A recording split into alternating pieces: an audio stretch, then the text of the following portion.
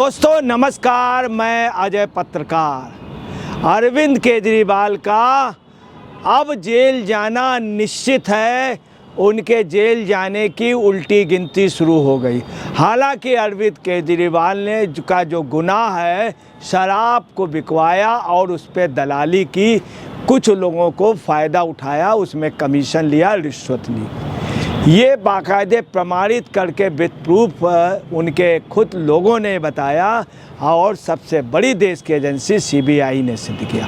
अरविंद केजरीवाल के लिए कोर्ट में बाकायदे उनकी जो पहले जमानत हो गई थी उस पर रोक लगाने की याचिका दी ईडी ने वो याचिका दी। उस याचिका को स्वीकार कर लिया गया है और उस पर नेक्स्ट डेट भी दे दी गई है। 5 मई को दे दी गई है 3:30 PM पर। यही नहीं, आपको बता दें, जस्टिस रविंदर दुजेजा की अदालत में आज ये मामला सुना गया। आपको ये भी बता दें कि इनके ये जेल में थे, ये बेल में आए थे। पहली बार इनको बेल मिली थी और वो बेल इसलिए मिली थी कि अरविंद केजरीवाल को इंटरिम बेल ईडी ने लोकसभा चुनाव के लिए दी थी, इंटरिम बेल। आपको ये भी बतला दें कि ये इसीलिए राज्यसभा जाने को उसमें बुरी तरह से विधायकी हार गए।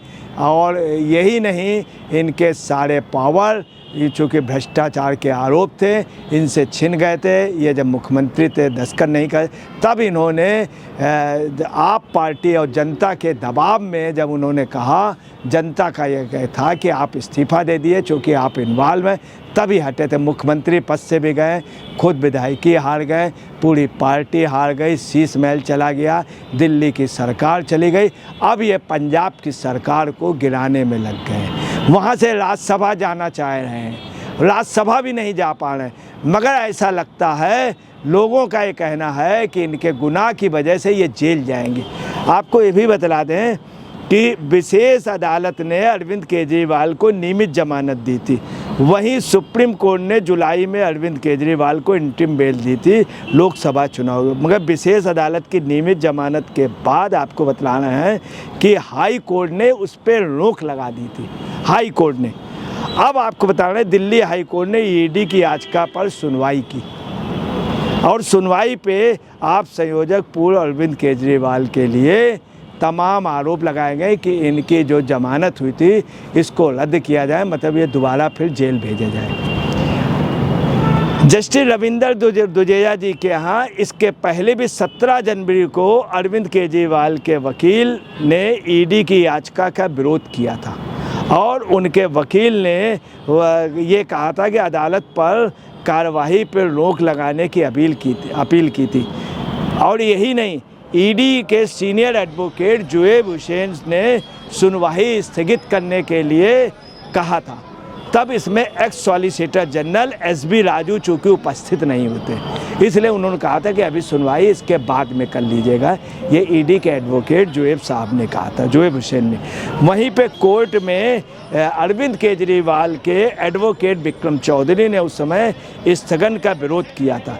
यही नहीं, उन्होंने कहा था ईडी 2024 से टाल मटोल कर रही है। ये कहना विक्रम चौधरी का था, जो अरविंद केजरीवाल के वकील थे। आज की तारीख में खास तौर जस्टिस रविंदर दुजेजा जी के यहाँ नेक्स्ट डेट 5 मई को दी गई 3:30 पर। इससे मतलब बहुत निश्चित है कि टाइम भी दे दिया गया 3:30। अरविंद केजरीवाल अपने गुनाहों पे खुद ही फंसते नज़र आ रहे हैं। आपको ये भी बता दें, 21 मार्च को उनको अरेस्ट किया गया था। तब अरविंद केजरीवाल ने ये भी कहा था कि मैं प्रत्येक महिला को 1000 रुपये की पेंशन दूंगा। उनकी वाइफ ने भी कहा था, तब से सरकार नहीं दी। पंजाब में भी 3 साल से कह रहे थे। मतलब अरविंद केजरीवाल ने हर जगह फ्रॉड किया, हर जगह जनता को धोखा दिया। इसके बाद 26 जून को भ्रष्टाचार के मामले ने ईडी ने इन्हें 26 जून को, फिर ईडी ने 20 जून 2024 को, 25 जून 2024 को हाई कोर्ट ने निचली अदालत के आदेश पर रोक लगा दी थी। आपको ये भी बता दें, 5 जुलाई को अरविंद केजरीवाल की गिरफ्तारी हुई थी, जिस पे इनके वकील का कहना था गिरफ्तारी गलत हुई, हालांकि उसके वो प्रूफ नहीं दे पाए थे। और अदालत ने ये स्वीकार किया था कि गिरफ्तारी जो है ठोस वजह से हुई, और ये चीज़ अदालत में ईडी और सीबीआई के वकीलों ने कहा था। 12 जुलाई को सुप्रीम कोर्ट ने इंटरिम बेल दे दी इनको। 12 जुलाई को इंटरिम बेल, इंटरिम का मतलब फुल बेल नहीं, इनको क्लीन चिट नहीं मिली, अब पूर्ण जमानत भी नहीं मिली। 2021 को शराब नीति इन्होंने जानबूझ के बदली थी, उसके जरिए करोड़ों रुपया, कई 100 करोड़ रुपए, आप समझे 100 करोड़ रुपए से ऊपर तो पक्के प्रूफ मिल गए। 2022 में इसे रद्द किया, चूँकि आप पार्टी उस सब जगह विरोध हुआ, इनकी उसमें चोरी पकड़ी गई, और आम पब्लिक में जब विरोध होने लगा, सीबीआई ने और ईडी ने आरोप है कि इस नीति से घूस और भ्रष्टाचार के जरिए खास कंपनियों को अरविंद केजरीवाल ने फ़ायदा उठाया था। यही नहीं, अरविंद केजरीवाल के साथ अब जो स्थिति है कि पंजाब में इन्हें बड़ी बड़ी स्थिति में इस समय सामना करना पड़ रहा। आज इनको दंगा पीड़ितों ने वहाँ पंजाब में इनको घेर लिया, ये उनसे बात नहीं करना चाहते थे। दंगा पीड़ितों ने साफ शब्दों ने कहा कि पंजाब में लगभग 25,000 दंगा पीड़ित हैं, उनसे बात नहीं कर रहे थे, और उनके लिए कोई पंजाब सरकार उस पर रोड़े अटका रही थी। यही नहीं, पंजाब के किसानों के साथ भी बड़ा गलत हुआ है। ये कहा जा रहा है कि अरविंद केजरीवाल की आज जो स्थिति रही, जिस तरह से लोगों ने घेरा, इनके साथ इनको धक्का मुक्की की, ये वहाँ से भागें, और जिस तरह से ये लोगों से बच रहे हैं, उससे साफ है अरविंद केजरीवाल के अब गुनाहों का घड़ा भर गया है, और वो घड़ा फटने की स्थिति में है। ये बात आप पार्टी के लोग कह रहे हैं, और अरविंद केजरीवाल का जेल जाना निश्चित है।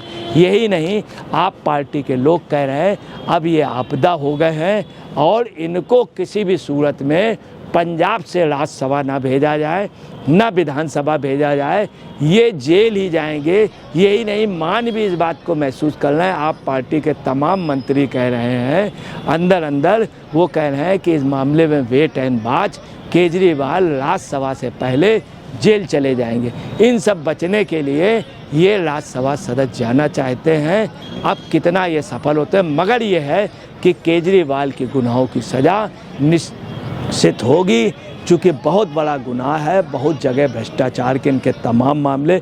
यही नहीं, गृह मंत्रालय से भी इनके खिलाफ जो है उसमें मंजूरी हो गई। इनके और मंत्रियों को बहुत बड़ा मंत्रिमंडल भी जाएगा, और पंजाब में भी भ्रष्टाचार के जल्द खुलासे होंगे।